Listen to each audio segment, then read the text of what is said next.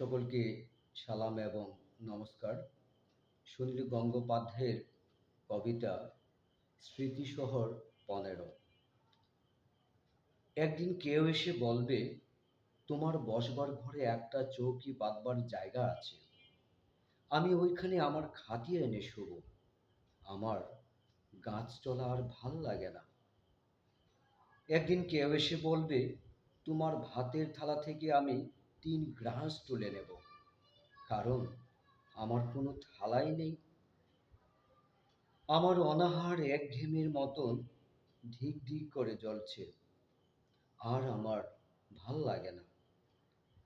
গাড়ি বারান্দা তলা থেকে ধুলো মাখা ৩টি বাচ্চা ছুটে এসে বলবে, অগো, আমার ভাসি রুটি চায় না, ৫ নয়ে চায় না, আমাদের ছাই রঙের হাফ প্যান্ট আর সাদা শার্ট পরিয়ে চুল আঁচড়ে দাও, আমাদের গাল টিপ দিয়ে বলো সাবধানে, আমরাও স্কুলে যাব।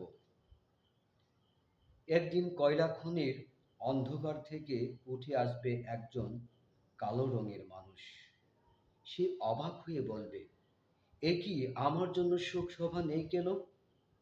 দিনে মাইন্ড নিয়ে গিয়েছিলাম গভীর আরো গভীরে, আমি ফিরিনি, কিন্তু তোমাদের জন্যে আগুন এসেছে। আমার নামে তোমরা কেন নাম রাখুন শহরের রাস্তায়? তবে এসব রাস্তা কাদের নামে? তাদের তো চিনি না।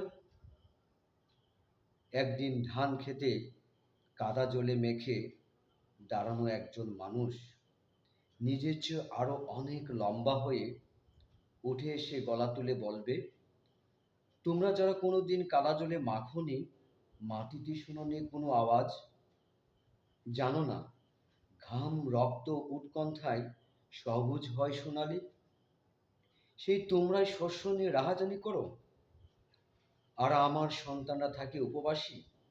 তোমাদের লজ্জা করে না? আমি আসছি।